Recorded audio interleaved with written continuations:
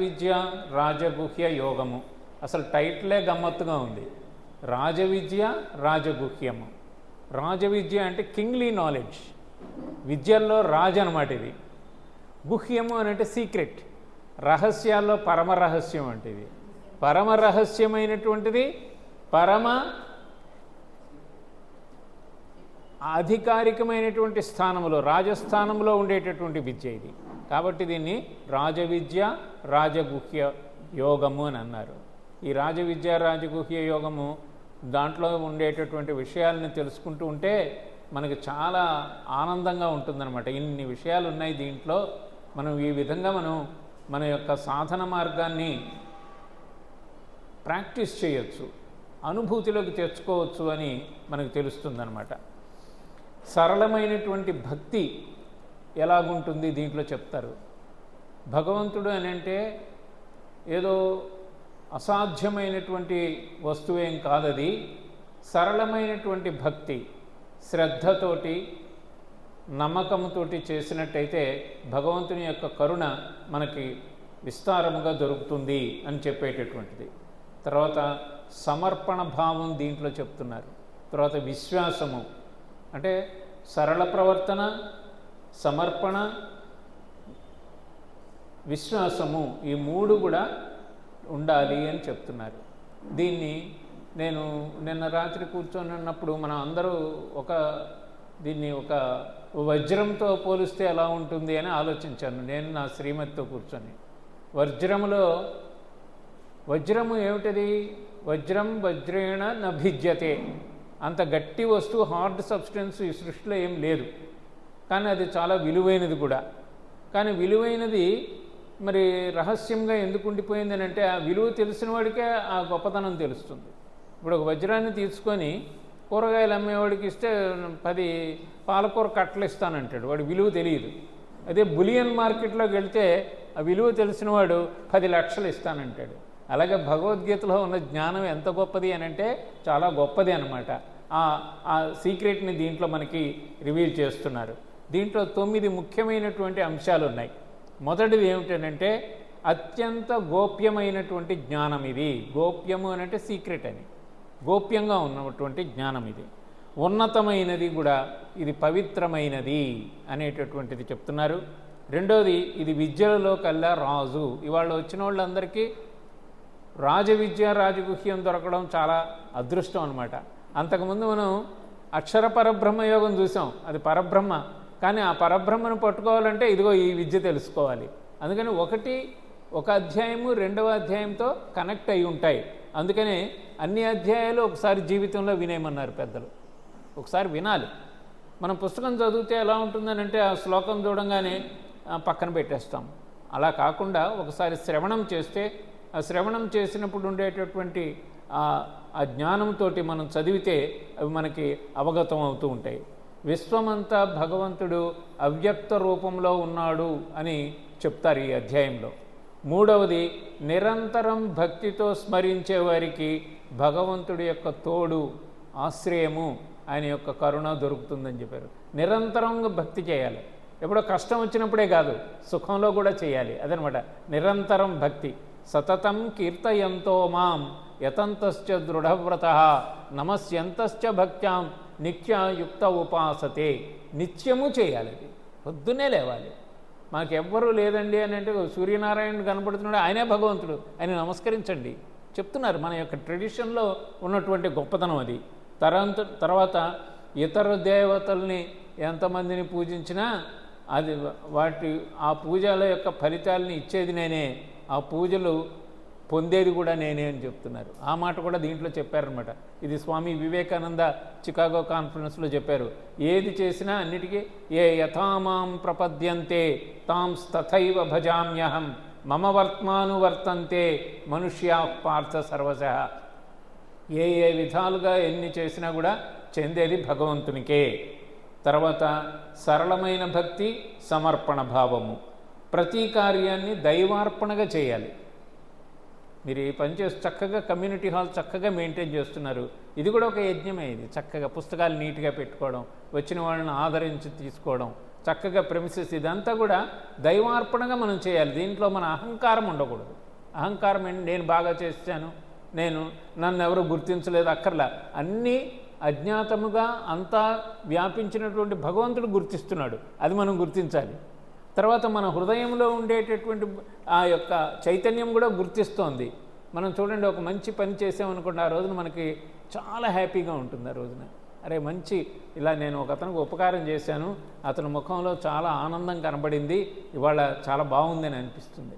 అంటే ఏమిటి, అతనిలో ఉండే చైతన్యము, నీలో ఉండే చైతన్యము, అంతా ఉన్నటువంటి చైతన్యం ఒకటే అని మనం ఎప్పుడైతే మనం పనులు మొదలు పెడతామో, పనుల్ని చేస్తామో, దానివల్ల ఆనందం వస్తుంది అన్నారు.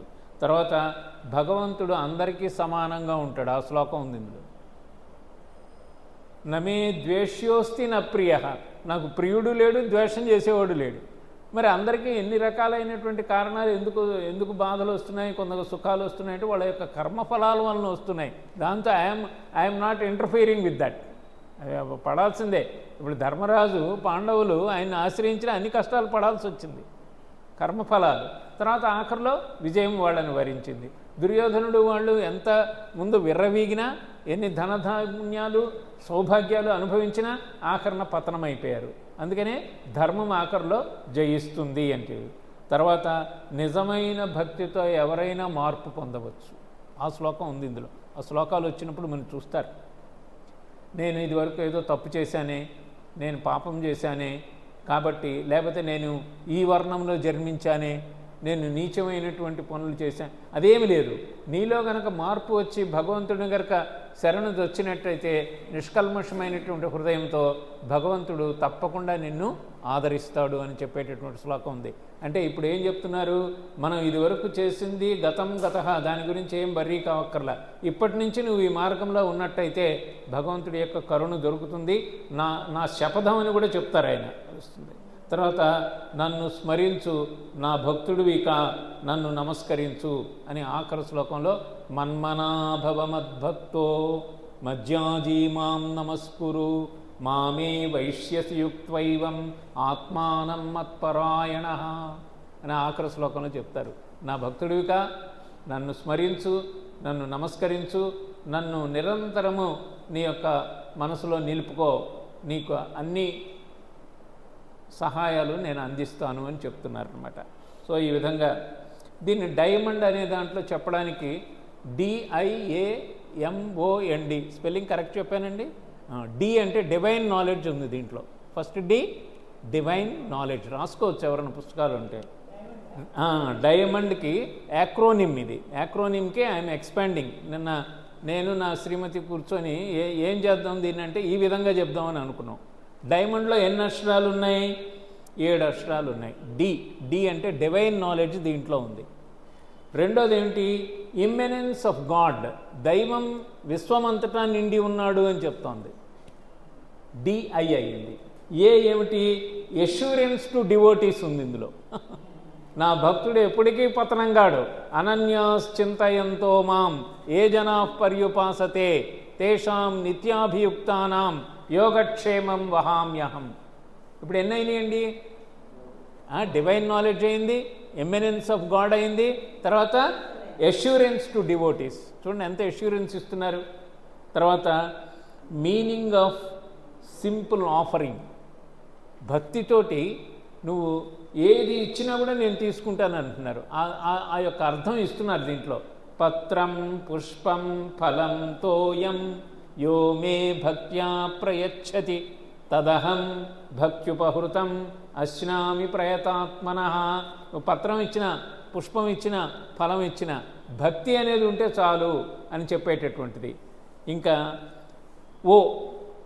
ఆఫరింగ్ ఆల్ యాక్షన్స్, మనం ఏ పని చేసినా కూడా భగవంతునికి సమర్పణ భావంతో చేయాలన్నమాట. ఇప్పుడు మనం పువ్వుని సమర్పించాము, అలాగే నేను ఈరోజు నా ఉద్యోగం ఈ పని చేసినాను, లేకపోతే ఏదైనా ఇంట్లో గృహిణి ఉన్నారు, ఈ పని ఇదంతా భగవద్ అర్పణగా నేను చేస్తున్నాను అనేటటువంటి భావన ఉంచుకోవాలి. ఇంకా ఎన్ అంటే సమత్వం, న్యూట్రాలిటీ ఆఫ్ గాడ్. దైవం సమత్వంగా ఉన్నాడు అందరికీ, కాబట్టి అది గుర్తుంచుకోవాలి. డి ఏంటంటే devotion and transformation. Devotion leads to transformation. ఇప్పుడు ఎంతోమంది పామరులు ఉన్నారు, వాళ్ళల్లో భక్తి అనేటటువంటిది అతిశయించినప్పుడు వాళ్ళల్లో మార్పు వచ్చి గొప్ప జ్ఞానులుగా అయిపోయినటువంటి వాళ్ళని మనం చాలామందిని చూస్తుంటాం. ముఖ్యంగా పాండురంగ భక్త విజయం అనే పుస్తకం ఉంది. దాంట్లో ఘోరా కుంభార్ అని ఉంటాడు. కుంభార్ అంటే కుండలు చేసుకునేవాడు, ఘోరా కుంభార్. ఆయన పాండురంగ పాండురంగ పాండురంగ ఎంతో జ్ఞాని అయిపోయినాడు. అలాగే నామదేవ్, అలాగే తుకారాం, వాళ్ళ చరిత్రలు చదువుతుంటే కళ్ళమని నీళ్ళు వస్తాయి మనకి, ఇంత గొప్పవాళ్ళ వీళ్ళు అని చెప్పి. పాండురంగ భక్త విజయం, వాళ్ళంతా పెద్ద చదువుకున్న వాళ్ళు, పండితులు కాదు. అలాగే శివపురాణంలో పెరియ పురాణం అని ఒకటి ఉంది. తమిళనాడులో వాళ్ళు శివ భక్తులు, వాళ్ళని నాయన్మార్స్ అంటారు. వైష్ణవ భక్తుల్ని ఏమంటారంటే ఆళ్వార్స్ అంటారు, శివభక్తుల్ని నాయన్మార్స్ అంటారు. ఆయన నాయన్మార్స్లో 63 మందిలో అన్ని కులాల వాళ్ళు ఉన్నారు, అందులో అన్ని కులాల వాళ్ళు కూడా ఉన్నారు. ఆఖరికి ఏంటంటే పశువుల్ని చర్మాన్ని తీసి శుద్ధి చేసుకొని బతికేటటువంటి వాళ్ళు కూడా గొప్ప శివభక్తులు అయిపోయారు. వాళ్ళు అన్నిటికీ తలమానికమైనటువంటి భక్త కన్నప్ప ఎవరైనా అదే పెరియ పురాణం. అది మా నాన్నగారు చిన్నప్పుడు మా చేత చదివించేవారు, లైబ్రరీలో తీసుకొని ఒక పుస్తకం ఉంది పెరియ పురాణం అని. సో ఏంటి, devotion leads to transformation. So diamond యాక్రోనిమ్కి ఈ 9, ఒక వజ్రానికి 9 కోణాలు, 9 యాంగిల్స్లోంచి ఎలాగైతే వెలుగుని వెదజల్లుతుందో అలాగే ఈ అధ్యాయము అంత వెలుగుల్ని వెదజల్లేటటువంటి అధ్యాయము. అందుకే ఇది రాజవిద్య అన్నారు, అందుకే ఇది రాజగుహ్యం అన్నారు. ఇలాంటి రాజవిద్య రాజగుహ్య యోగాన్ని మీతో నేను ఇవాళ పంచుకోవడం నా అదృష్టంగా భావిస్తున్నాను. శ్రీకృష్ణ పరమాత్మ అనుగ్రహం ఇది. ఇవాళ మనం మొట్టమొదట శ్లోకం నుంచి మొదలు పెడదాం. శ్రీకృష్ణ పరబ్రహ్మణే నమః. అథ నవమోధ్యాయః. రాజవిద్యా రాజగుహ్యయోగః. శ్రీభగవానువాచ ఇదం తు తే గుహ్యతమం ప్రవక్ష్యామ్యనసూయవే జ్ఞానం విజ్ఞానసహితం యజ్ఞాత్వా మోక్ష్యసే శుభాత్. శ్రీ భగవానువాచ. ఎంత అదృష్టం అండి మన భారతీయులకి, భగవానులే చెప్పినటువంటిది. మిగతా మతాల్లో ప్రవక్తలు చెప్పారు, ఇక్కడ భగవంతుడే చెప్తున్నాడు. శ్రీకృష్ణ ఉవాచ అనట్లా, శ్రీ భగవానువాచ అంటున్నారు వేదవ్యాసుల వారు. అది గమనించాలి, అది భగవానువాచ కనుక ఇది భగవద్గీత అయింది. అది ఏం చెప్తున్నారు, ఇదం తుతే. ఇదం అంటే ఇది, ఇదం అంటే ఇది. ఇదం తుతే గుహ్యతమం ప్రవక్ష్యామి. ప్రవక్ష్యామి అంటే నేను చెప్తున్నాను. ఏమిటది, జ్ఞానం విజ్ఞాన సహితం. జ్ఞానము విజ్ఞానము, నాలెడ్జ్ అండ్ విజ్డమ్. యజ్ఞాత్వా, ఏది తెలుసుకుంటే, మోక్షసే అశుభాత్, అశుభాల నుంచి నువ్వు బయటపడతావో అలాంటి జ్ఞానాన్ని నీకు చెప్తున్నాను అన్నారు. ఎంత శ్రద్ధగా వినాలి మరి ఇప్పుడు. అదే రాజవిద్య అనమాట. ఇదం తు తే గుహ్యతమం ప్రవక్ష్యామి అనసూయవే. ప్రవక్ష్యామి అనసూయవే. నీ క్వాలిఫికేషన్ ఎందుకు నీకే చెప్తున్నానంటే అనసూయవే, నీకు అసూయ లేదు. అంటే భగవంతుడికి మనం దగ్గర చేరాలి అని అంటే మనకు ఒక క్వాలిటీ కావాలని చెప్తున్నారు ఇందులో. ఏం చెప్తున్నారు, అసూయ ఉండకూడదు మనకి. చాలామందికి పెద్ద బాధ ఏమిటి అంటే అసూయ. ఇంకోటి దుర్యోధనుడు అదే కదా, రావణాసురుడు అదే కదా. అంటే అసూయ ఉన్నటువంటి వాళ్ళు ఆధ్యాత్మిక మార్గంలో రాలేదు. నువ్వు అసూయ లేనివాడు, అనసూయవి, అనసూయవే. అసూయ లేనటువంటి వాడు గనక ఓ అర్జున, నీకు యజ్ఞాత్వా మోక్ష, ఏది తెలుసుకుంటే నువ్వు అశుభాల నుంచి బయట పడగలవో, మంగళమైనటువంటిది నీకు ప్రాప్తిస్తుందో అలాంటి జ్ఞానాన్ని నీకు చెప్తున్నాను అని అన్నారు. మళ్ళొకసారి చెప్తారా, ఇదం తు తే గుహ్యతమం ప్రవక్ష్యామ్యనసూయవే జ్ఞానం విజ్ఞాన సహితం యజ్ఞాత్వా మోక్షసే శుభాత్. మోక్షసే అక్కడ జడ్డులాగా ఉంటుంది అనమాట, అది మోక్షస అశుభాత్ అనమాట.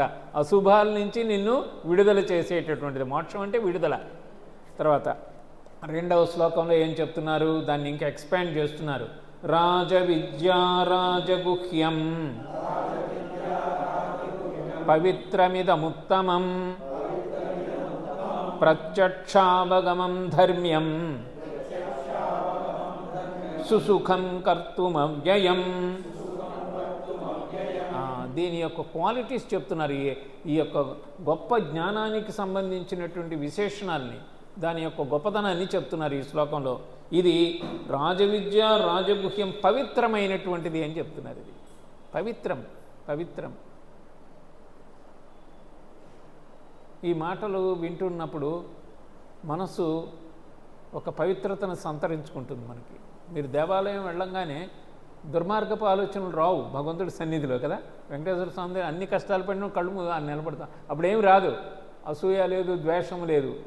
అంటే ఏంటి, భగవంతుని సన్నిధికి వెళ్ళినప్పుడు పవిత్రత ఎలాగైతే సంతరించుకుంటామో ఈ జ్ఞానం దగ్గరికి వస్తే కూడా నీకు పవిత్రత వస్తుందని చెప్తున్నాడు. పవిత్రం ఇదం ఉత్తమం. మళ్ళీ this is the top most knowledge. ఉత్తమం, ఉత్తమం, ప్రథమ శ్రేణి అనమాట. నువ్వు ఉత్తముడుగా ఉంటావా, మధ్యముడుగా ఉంటావా, అధముడుగా ఉంటావా? అధముడుగా ఉన్నవాడే అసలు రాలేదు దీని దగ్గరికి. మధ్యముడు అప్పుడు 50% 50% అంటున్నాడు. ఉత్తమం 100% దీంట్లో ఉన్నాడు. నువ్వు 100% ఉన్నావు. నువ్వు ఎందుకంటే నన్ను అడిగావు, నువ్వు నన్ను చక్కగా ప్రశ్నించావు, అడిగావు, నన్ను గురువుగా స్వీకరించావు. శిష్యస్తేహం శాధి మాం త్వాం ప్రపన్నం అన్నాడు. ఆఖరికి ఏం చేయాలో తెలియనటువంటి సందేహ స్థితిలో నీవే గురువువి, నన్ను శిష్యుడిగా స్వీకరించని నన్ను అడిగావు కనుక నువ్వు ఉత్తమమైనటువంటిది. ఇది ప్రత్యక్షావగం, directly it can be perceived, directly it can be experienced. ప్రత్యక్షంగా మీరు దీంట్లో మీరు ఫాలో అవుతూ ఉండండి, ప్రత్యక్షంగా మీకు అనుభవంలోకి వస్తుంది. అలాగ ప్రత్యక్షంగా అనుష్ఠించడానికి సులభమైనది అని కూడా చెప్తున్నారు. సుసుఖం, సుసుఖం అంటే హ్యాపీగా ఉంటుంది, సులభంగా ఉంటుంది. కర్తుమవ్యయం, నాశనము లేనటువంటిది. అవ్యయం అంటే ఏమిటండి, నాశనము లేనటువంటిది. తర్వాత ఇది ధర్మ్యం, ధర్మయుక్తమైనది. చూసారా ఎన్ని అడ్జెక్టివ్స్ పెట్టారు, 6 అడ్జెక్టివ్స్ పెట్టేశారు.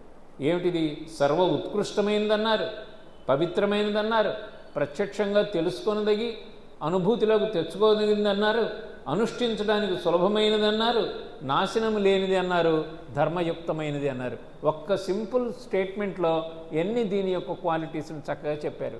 మరి దీని దగ్గరికి ఎంతమంది రాగలరు, కొద్దిమందే రాగలరు. ఎంతోమందిని పిలిచారు రామంగారు, ఎంతమంది రాగలిగారు? రావడం అనేటి దాంట్లో ఆసక్తి ఉండాలి. శ్రద్ధావాన్ లభతే జ్ఞానం. ఇప్పుడు 4వ శ్లోకంలో మనకి ఇంకా దాని గురించినటువంటి వివరణం ఇస్తున్నారు. అంతా వ్యాపించినాడు అనే డైమండ్లో ఉండేటటువంటి 9 డైమెన్షన్స్ మనం చెప్పుకున్నాం కదా, డైమెన్షన్స్ 7 డైమెన్షన్స్. దాంట్లో ఒక డైమెన్షన్ ఇక్కడ వస్తుంది. మయా తతమిదం సర్వం జగదవ్యక్తమూర్తినా మత్స్థాని సర్వభూతాని నచాహం తేష్వస్థితః.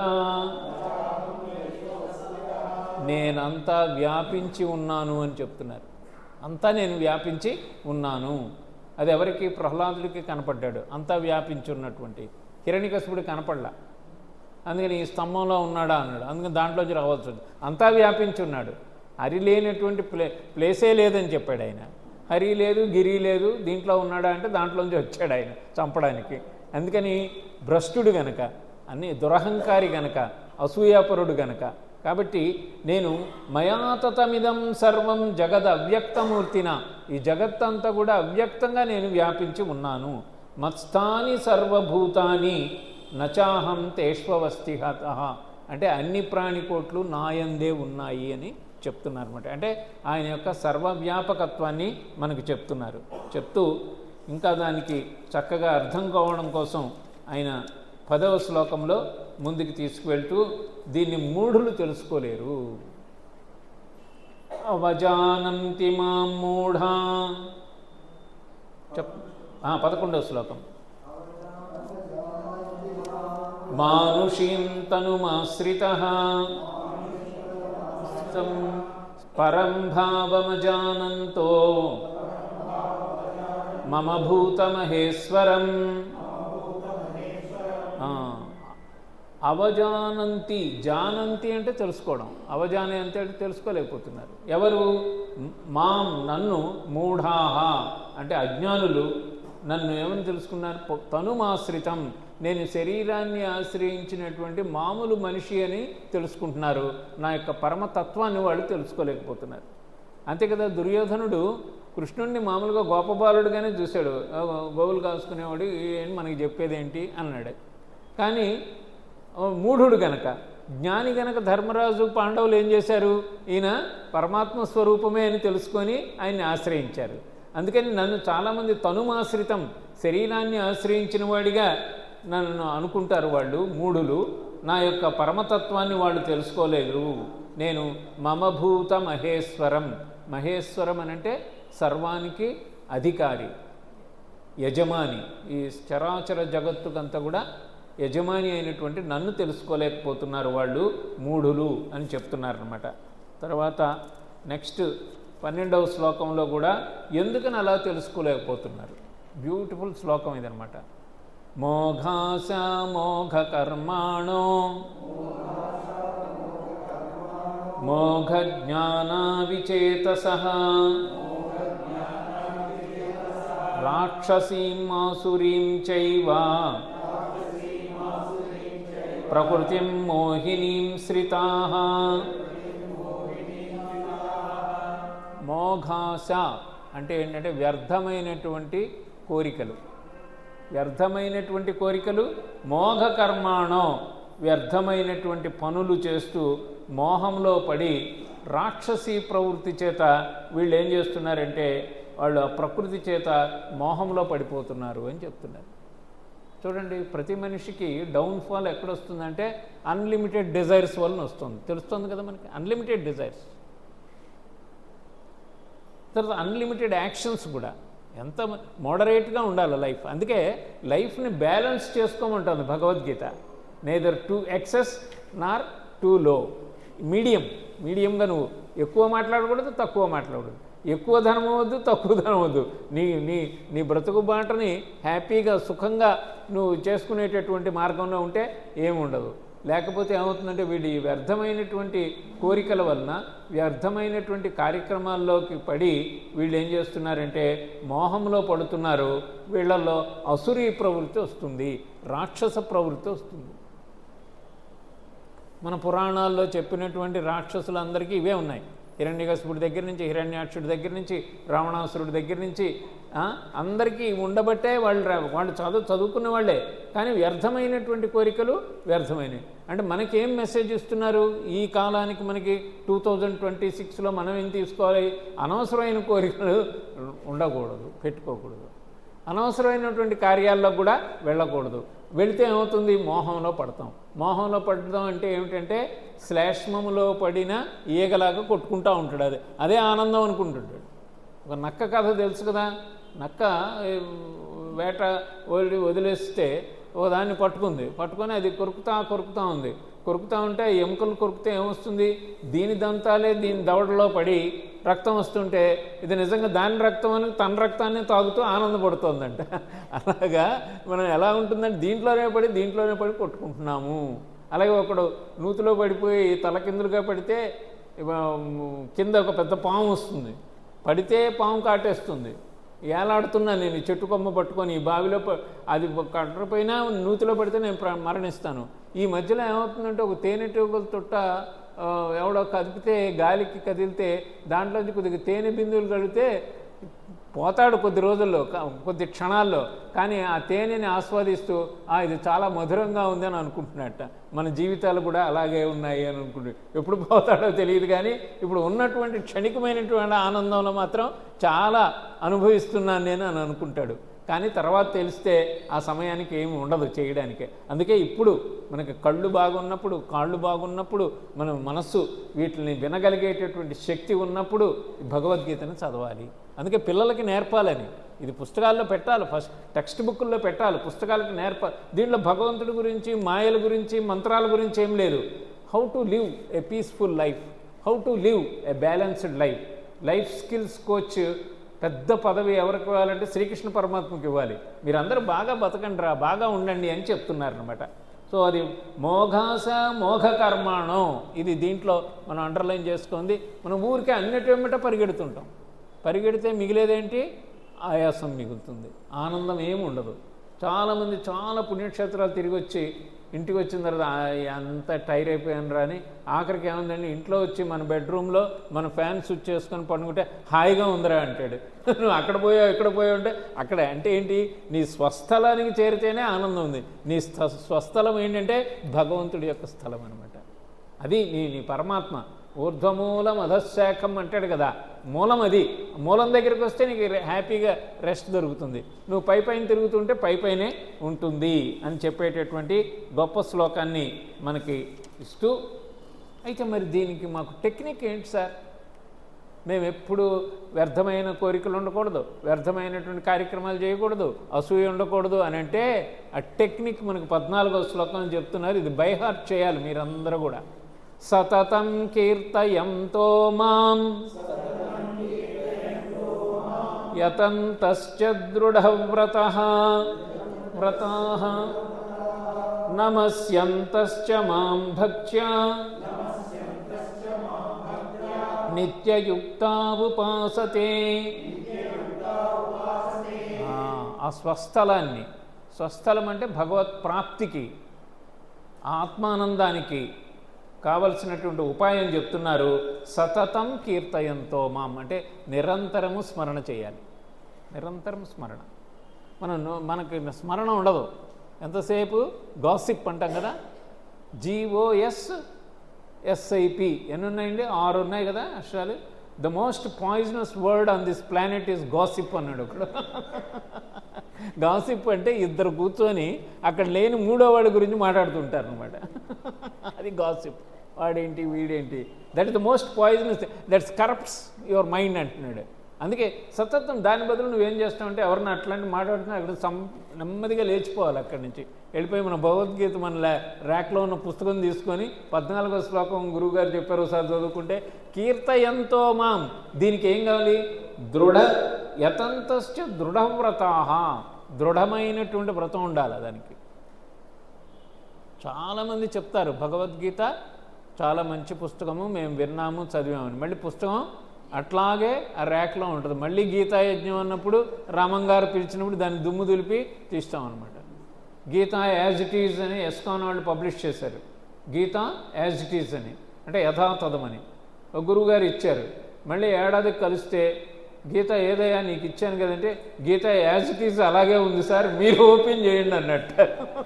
యాజ్ ఇట్ ఈజ్ అలా పెట్టాడు madam. You have to practice, తీయాలి కదా, దాన్ని తీసి చదవాలి కదా. సో అట్లా ఉండకూడదు. సతతం కీర్తయంతో మాం యతంతశ్చ దృఢవ్రతః నమస్యంతశ్చ మాం భక్త్యా నిత్యయుక్త ఉపాసతే. దీనికి కావాల్సింది దృఢ సంకల్పం కావాలి.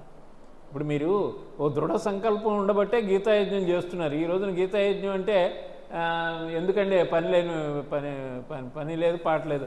రామ్ గోపాల్ గారికి పని లేదు, రామకృష్ణ వీళ్ళందరికీ మించే రామం గారికి అసలు పని లేదు, గీతాయజ్ఞం పెడతాడు. ఇదేంటి దృఢ సంకల్పం ఉండాలి. మీరందరూ కరెక్ట్గా 6 గంటలకు కరెక్ట్గా వచ్చి ఓ 10 మంది అయినా కూర్చొని దృఢ సంకల్పంగా. ఎన్నో ఆకర్షణలు ఉన్నాయి మన చుట్టూ కదా. ఎవరో బర్త్డే పార్టీ పిలిచారు, ఇంకోటి వస్తుంది, ఇంకోటి టీవీలో సీరియల్ చూడాలి. కానీ వాటి నుండి దృఢ సంకల్పంతో మీరు ఏం చేస్తున్నారు? వస్తున్నారు. అక్కడికి కొంతమంది ఎక్కడుతూ ఉంటారు ఏవో కారణాల వలన. కానీ గీతా యజ్ఞం అనేటటువంటిది ఏంటంటే ఒకసారి ఆ స్ట్రీమ్ అంతా వినేయాలి. ఒకసారి వినేస్తే అమృత ప్రవాహంలో ఒకసారి కనుక స్నానం చేస్తే మనం ఆటోమేటిక్గా పునీతలం అవడే కాకుండా దాని వైపు అట్రాక్ట్ అవుతాం. మనం ఎలాగైతే అయస్కాంతాన్ని ఇనుప రజన ఎలాగ ఆకర్షిస్తుందో ఈ భగవత్ శక్తి మనల్ని ఆకర్షిస్తుంది. అందుకని ఏం చేయాలి? నిత్యయుక్త ఉపాసతే.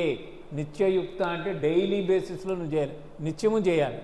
ఇప్పుడు మనకి గాయత్రి మంత్రం ఇస్తారు చాలామందికి, గాయత్రి మంత్రం అప్పుడే, తర్వాత ఇంకేం లేదు.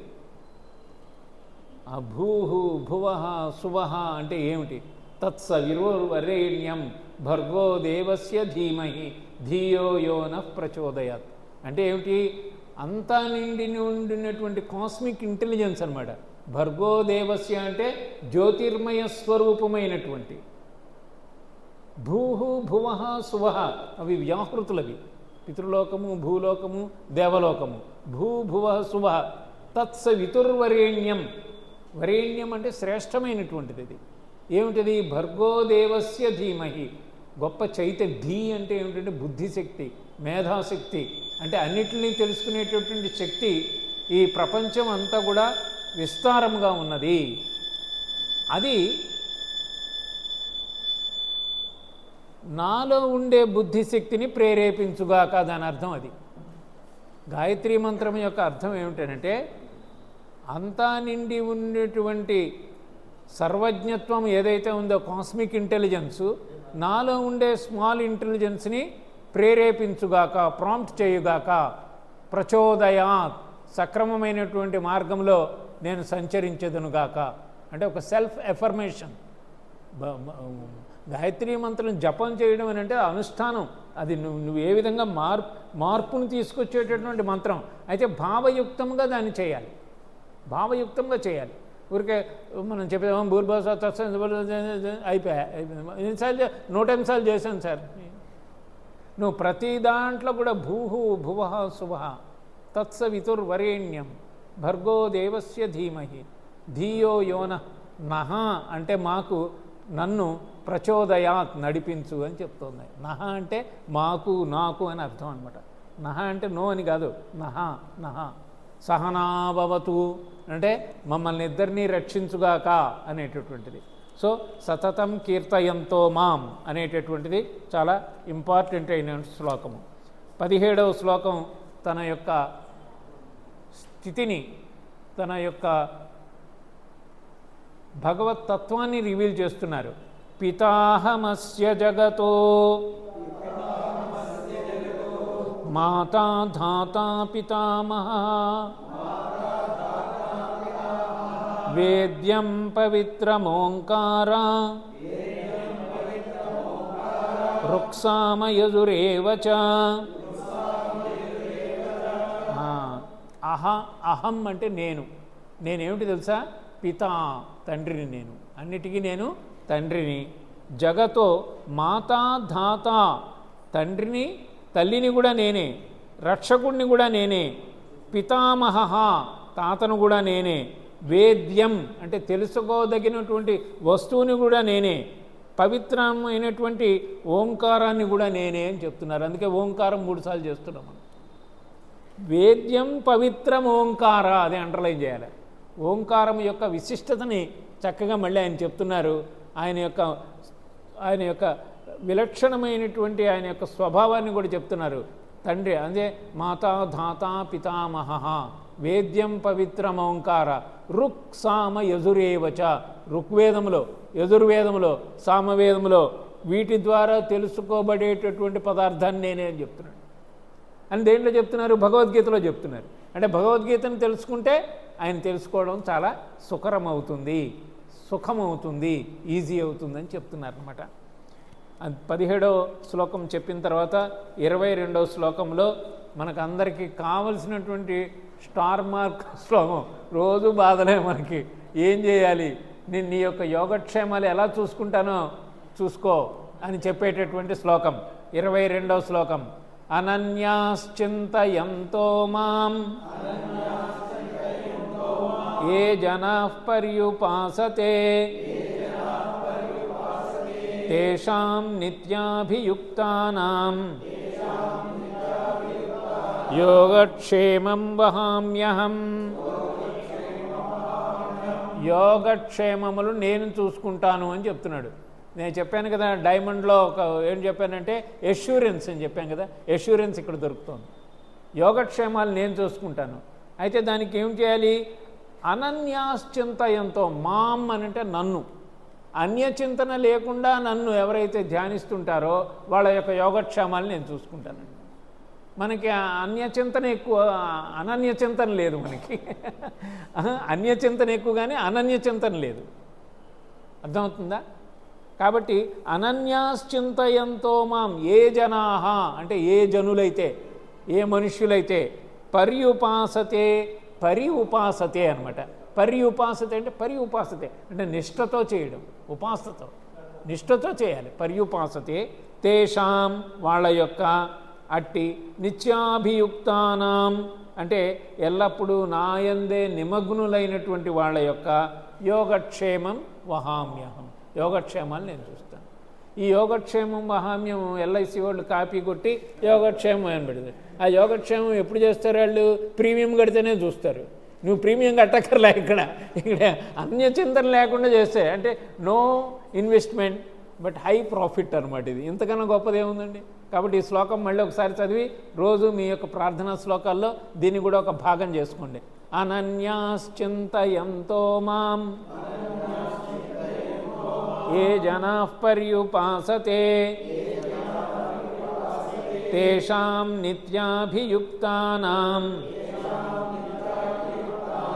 యోగక్షేమం వహామ్యహం. స్వామి వివేకానంద గారికి చాలా ఇష్టమైన శ్లోకం ఇది. ఆయనకి ఏ కష్టం వచ్చినా టెస్ట్ కృష్ణుడికి పెట్టేవాడు. ఆయన ఈ శ్లోకం చదివేవాడు. నాకు ఈ కష్టం వచ్చింది కదా, నువ్వు ఏమో యోగక్షేమం చూసుకుని ఏం చూస్తావు చూడు, నాకు ఇప్పుడు ఫుడ్ లేదు, నాకు షెల్టర్ లేదు. చికాగో నుంచి ఆయన ఎక్కడికి వెళ్ళారు? బోస్టన్ వెళ్ళిపోవాల్సి వచ్చింది. ఆ బోస్టన్ వెళ్తే అక్కడ అకామిడేషన్ అది ఎవరిస్తారు అని ఆ ట్రైన్లో కూర్చున్నప్పుడు అనన్యాశ్చింతయంతో మాం అది చూసుకుంటే ఒక ఆమె వచ్చి నా గెస్ట్గా ఉండండి అని ఆయన్ని ఇన్వైట్ చేసింది. అంటే దాన్ని ఆయన ఏంటి పరీక్షించేవాడు అనమాట. ఆ పరీక్షించడానికి మనం పరీక్షించడానికి పనికిరాం. ఆయన పరీక్షించాలంటే ఆయనకు దృఢమైనటువంటి చిత్తం ఉంది, అన్యచింతన లేదు, తర్వాత అనసూయ ఉన్నాడు, అన్ని గుడ్ క్వాలిటీస్ ఉన్నాయి కనుక ఆయన వెంటనే వస్తుంది. మనం కూడా నెమ్మదిగా ట్రాన్స్ఫార్మ్ చేసుకుంటే యోగక్షేమాలు చూసుకునేటటువంటి బాధ్యత ఆయన స్వీకరిస్తాడు అని చెప్తారు. అదే కదా ద్రౌపదికి కూడా మానభంగం జరిగినప్పుడు ఏం చేసింది? తాను సేవ్ చేసుకోవాలని చూసింది. తాను లేదు, ఇంకా నువ్వే తప్ప నీవే తప్ప నితప్పరం బెరుంగ మన్నింపదగున్ దీనునిన్ రావే ఈశ్వర కావవే వరద సంరక్షించు భద్రాత్మక. గజేంద్రుడు ఎన్ని ముందు కొట్టాడు, నేను చేయగలను, నేను కొట్టగలనని. ఏం కొట్టలేదు, ఏం పప్పు ఉడకలేదు. ఆఖరికి ఆయన పట్టుకుంటే అన్యచింతన లేకుండా నీవే నీవే నీవే తప్ప ఇతఃపరం బెరుంగ, నాకు ఇంకేమి లేదు, నువ్వే అంటే వచ్చి నిలబడ్డాడు. కాబట్టి అనన్య ఒకసారి ఈ శ్లోకం మీరు అందరూ చదవండి ఒకసారి మీ అంతట మీరు.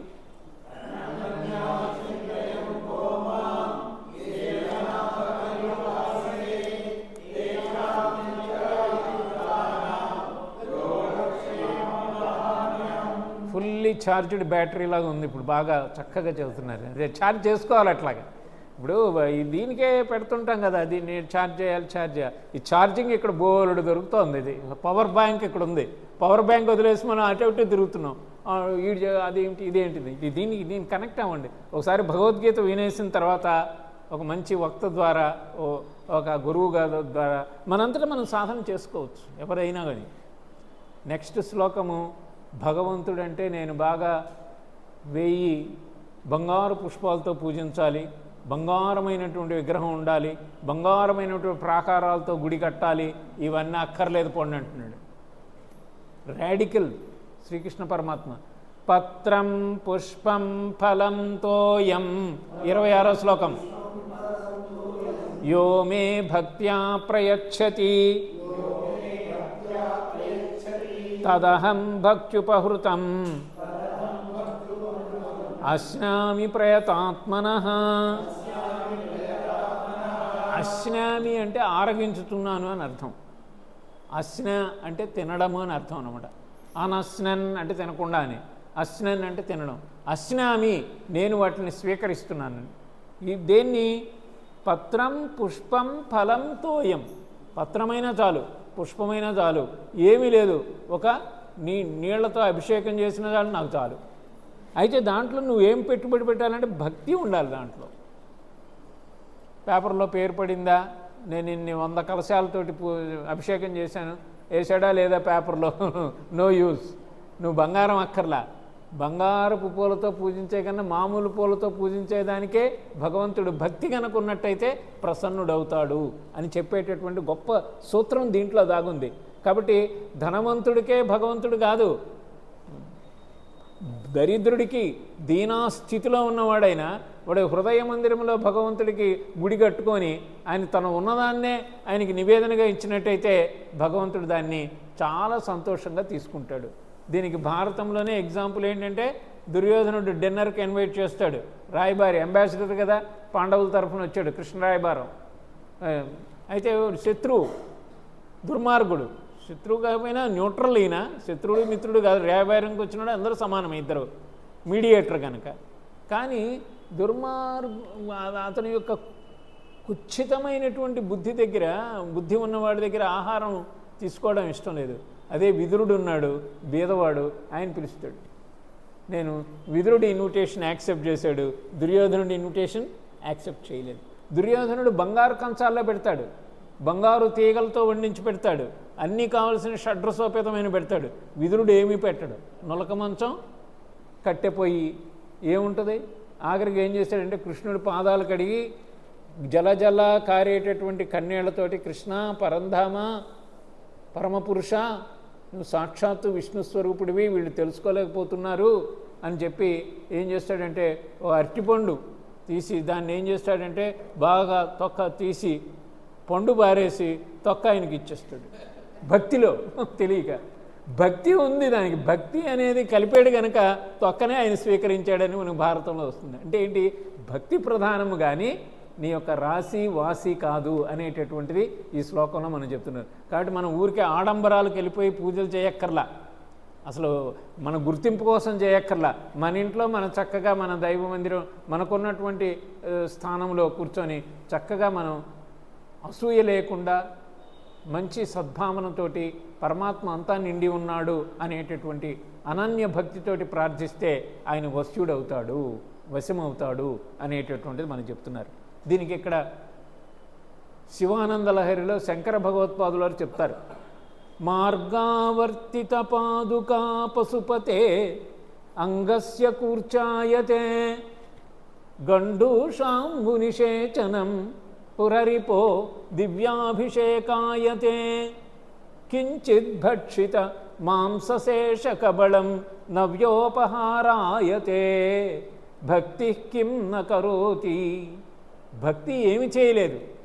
వనచర భక్తావతంసాయసే, వనచరుడు వాడు, ట్రైబల్ ఫెలో తిన్నాడు, కానీ భక్తుల లిస్టులో టాప్ ప్లేస్ తీసుకున్నాడు.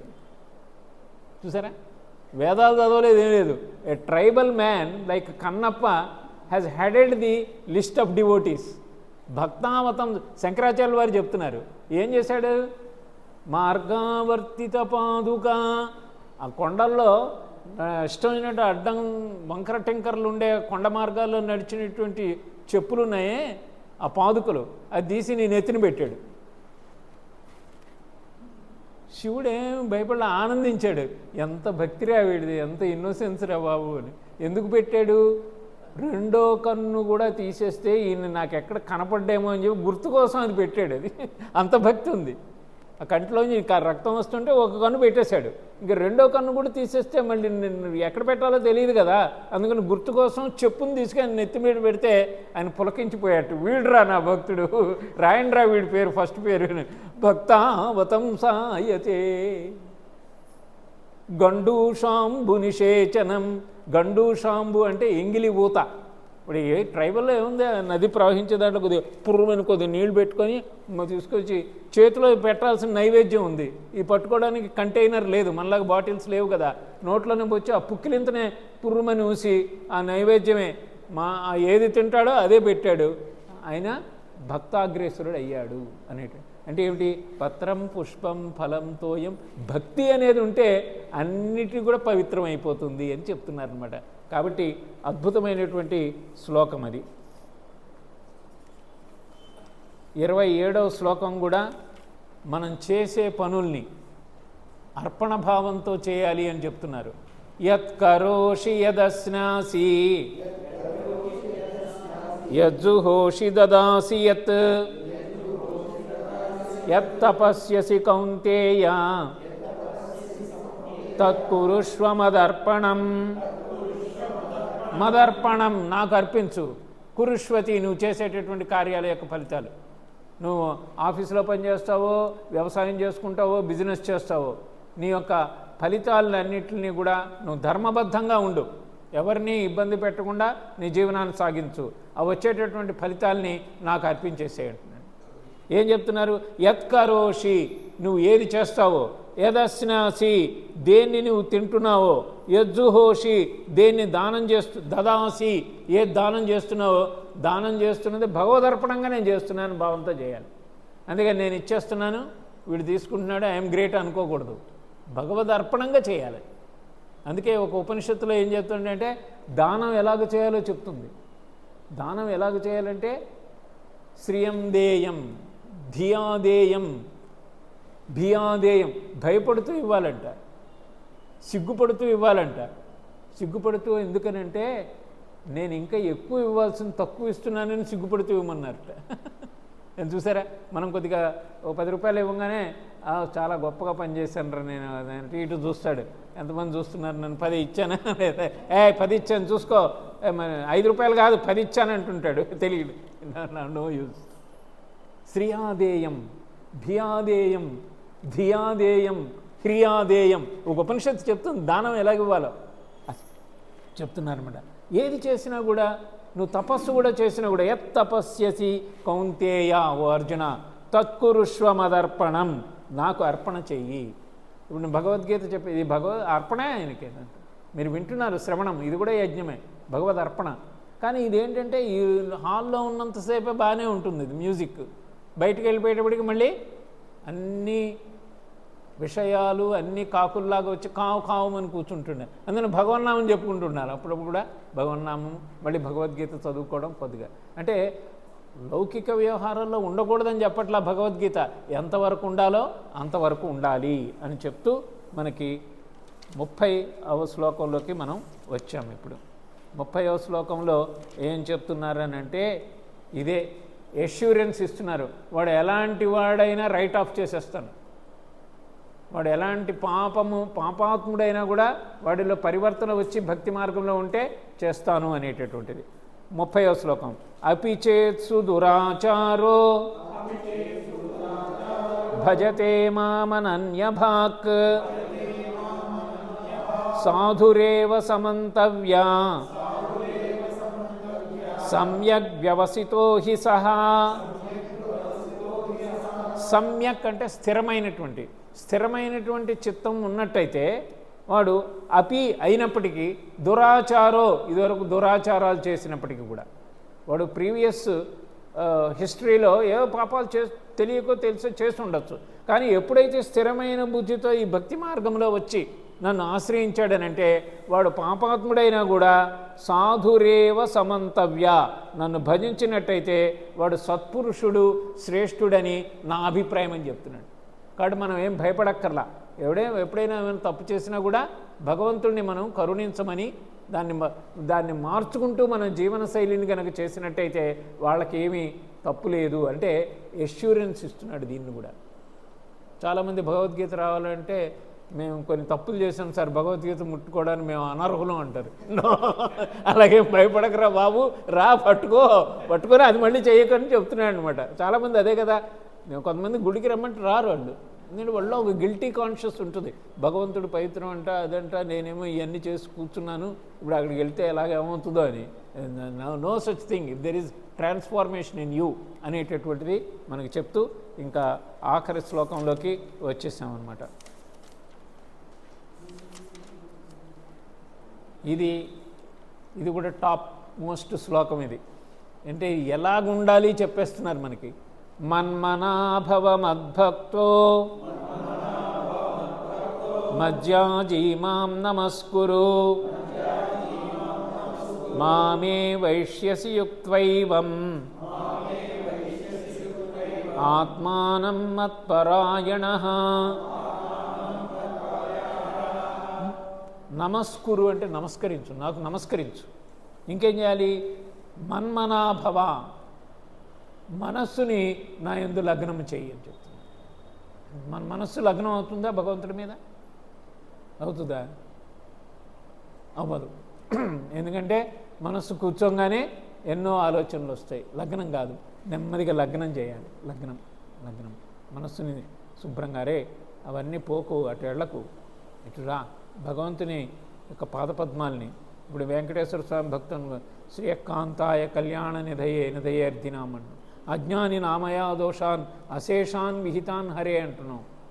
అలాగే రామభద్ర మహేశ్వాస రఘువీరన్ ఇలాంటి చెప్పుకుంటే ఏమవుతుంది, అందుకే తెలుసుకోవాలి, కొన్ని బైహార్ట్ చేసుకోవాలి. మనం బైహార్ట్ చేసుకుంటే రెడీగా దొరుకుతాయి మనకి. ఇప్పుడు ఆయన చక్కగా దీపం వెలిగించగానే కృష్ణం మందే జగద్గురుం పాడేస్తున్నాడు ఆయన. అది ఎంత ఎస్సెట్ అండి, అది ఫిక్స్డ్ డిపాజిట్ లాంటిదండి. ఇంట్రెస్ట్ తీసుకోవడమే దాంట్లో, నువ్వేం వేయకుండా. అది అలవాటు చేసుకోవాలి మనం. అంటే మనసుని ఏకాగ్రచిత్తము చేయడానికి ఈ స్తోత్రాలు బాగా ఉపయోగపడతాయి. అందుకే శంకరాచార్యుల వారు ఇన్ని స్తోత్రాలు రాశారు. కనకధారా స్తోమం రాశారు, భజగోవింద శ్లోకాలు రాశారు, శివానంద లహరి రాశారు, సౌందర్య లహరి రాశారు. సమయాభావం ఉంది కనుక అవన్నీ నేను ఇక్కడ ఉటంకించలేకపోతున్నాను. ఇంక సౌందర్య లహరిలోకి వెళ్ళిపోతే మీరు అసలు మర్చిపోతారు, అంత గొప్పగా తీసుకెళ్ళిపోతాడు ఆయన. మహీం మూలాధారే కమపి మణిపురే హుతవహం స్థితం స్వాధిష్టానే హృది మరుతం ఆకాశముపరి మనోపి భ్రూమధ్యే సకలమపి భిత్వా కులపథం సహస్రారే పద్మే అహరహసి పత్యా విహరసే. అమ్మవారిని ఎలా ధ్యానం చేస్తున్నాడు. బయటకు వెళ్ళక్కర్లా, గుడికి వెళ్ళక్కర్లా, నీ నీ నీ శరీరమే దేవాలయం. నువ్వు మూలాధార చక్రంలో కుండలిని శక్తిగా ఉన్నావు. పైకి వచ్చేటప్పటికి అది పృథ్వీతత్వం. కమపి మణిపురే, మణిపూరానికి వచ్చేసేటప్పటికి జలతత్వంగా నువ్వు ఉన్నావు. మూలాధారం అయింది, స్వాధిష్టానం అయింది. మణిపూరానికి వచ్చేటప్పటికి నువ్వేమైపోయినావు, అగ్నితత్వంగా ఉన్నావు. ఇలాగ ఈ తత్వాలతో ఇన్ని చేస్తూ ఆజ్ఞాచక్రం దగ్గరకు వచ్చేటప్పటికి నువ్వేం చేస్తున్నావు అంటే అక్కడి నుంచి వెళ్ళి సహస్రారంలో ఉండేటటువంటి శివుడితోటి అహరహం పత్యా విహరసే, నీ పతి అయినటువంటి సదాశివుడితో రమిస్తున్నావు తల్లి, నీకు నమస్కారం అన్నాడు. ఎంత చెప్పేశాడు. శివానంద లహరిలో శ్లోకం, సౌందర్య లహరిలో శ్లోకం అది. ఇందాక శివానంద లహరిలో చెప్పాను భక్తి ఎలాగుండాలి అని, సౌందర్య లహరిలో ఉపాసన ఎలాగ చేయాలో చెప్పేశారు ఆయన. అవి చెప్పేవాళ్ళు మనకి కరువు అయిపోయారు, వినేవాళ్ళు అంతకన్నా కరువు అయిపోయారు. పుస్తకాలేమో అక్కడ లైబ్రరీలో తుడిచిపెడుతూ ఉంటారు, ఎవరు చదివేవాడు ఉండడు, ఎవరిని విని. అంటే మనం ఎంత drifted away from our culture, from our ethical values, వీటిలన్నింటినీ. ఎందుకంటే ఇవన్నీ దీంట్లో పుష్కలంగా ఉన్నాయి. కాబట్టి ఆఖరి శ్లోకంలో మనకి ఏం చేస్తున్నారంటే, నీ మనస్సు దేని మీద లగ్నం చేయకుండా, దృశ్య వస్తువుల మీద లగ్నం చేయకుండా నా యందే నిలిపి నాకు నమస్కరిస్తూ నా యందు ఎప్పుడైతే మనస్సుని నిశ్చలంగా ఉంచుతావో అప్పుడు నన్ను పొందగలవు అని చెప్తున్నారు. అది కాబట్టి ఈ శ్లోకముతో మనం ఈ రోజున రాజవిద్య రాజగుహ్య యోగాన్ని చక్కగా మనం కంప్లీట్ చేసుకున్నాము. డైమండ్ని గుర్తుపెట్టుకోవాలి, ఇది వజ్రం లాంటిది. ఈ వజ్రంలో 9 ఎన్ని ఉన్నాయి, డైమండ్లో 7 అక్షరాలకి 7 మీనింగ్స్ ఉన్నాయి. సర్వజ్ఞత్వం ఉంది, ఆయన యొక్క శరణాగతి చెందిన వాళ్ళకి ఆయన ఇచ్చినటువంటి అష్యూరెన్స్ ఉంది, భక్తి మార్గంలో ఏ విధంగా ఉండాలి అనేటటువంటి సూచనలు ఉన్నాయి, ఆయన యొక్క విశ్వవ్యాపకత్వాన్ని గురించి చెప్తూ ఇంకోటి ఏం చెప్పారంటే, నువ్వేం చేసినా ఇది వరకు అదేమి నాకు I don't consider, if you are in my way, నా దాంట్లో నన్ను పొందుతావు అని చెప్పారనమాట. ఇంత గొప్ప అధ్యాయాన్ని వాళ్ళ మీ అందరితో ఇమ్మెన్సిటీ ఆఫ్ గాడ్, ఇమ్మెన్సిటీ అంతా నిండి ఉన్నాడు అనేటటువంటిది. మీకు కావాలంటే అది నేను ఆ డైమండ్ని వాట్సాప్లో మీకు పంపిస్తాను, అది చదవండి. తర్వాత మీకు దీంట్లో రికార్డ్ అవుతుంది కనుక మీరు అందరూ చూడండి, మిగతా వాళ్ళకి షేర్ చేయండి. మా అబ్బాయి కొద్దిగా ఎన్ని పనులున్నా వచ్చి ఇది నాన్నగారు చేస్తున్నారని వచ్చి చేస్తున్నాడు. కొద్దిగా మీరు ఆదరిస్తారని ఆశిస్తూ శాంతి మంత్రంతో ఈ రోజున కార్యక్రమాన్ని మనం ముగించుకుందాం. ఒకసారి హరే రామ్ చెప్పండి మీ అంతటి మీరు.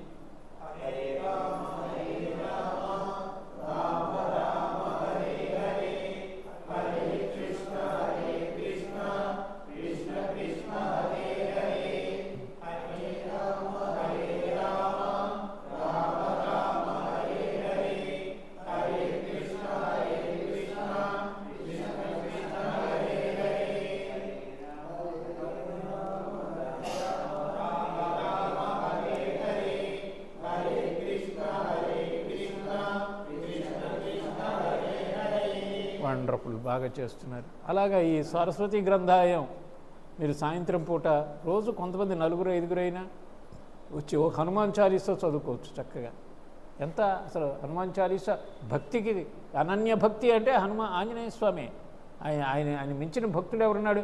మరి జ్ఞానంలో ఆయన ఏమైనా తక్కువ? జ్ఞానినాం అగ్రగణ్యం, జ్ఞానుల్లో అగ్రగణ్యుడు ఆయన. వ్యాకరణ పండితుడు, నవవ్యాకరణ పండితుడు, అయినా రాములవారి పాదాల దగ్గర ఉంటున్నాడు. అలాగే హనుమాన్ చాలీసా అట్లా చదువుకొని భక్తిభావాన్ని మనం పెంపొందించుకోవాలని సూచన చేస్తూ, మీరు ఇంత చక్కగా రాజవిద్యా రాజగుహ్యాన్ని శ్రవణం చేసినందుకు శ్రీకృష్ణ పరమాత్మ అనుగ్రహము మీ అందరికీ ఉండాలని చెప్తూ శాంతి మంత్రంతో మనం ముగిద్దాం. ఓం సహనా భవతు సహనౌ భునక్తు సహ వీర్యం కరవావహై తేజస్వినావధీతమస్తు మా విద్విషావహై.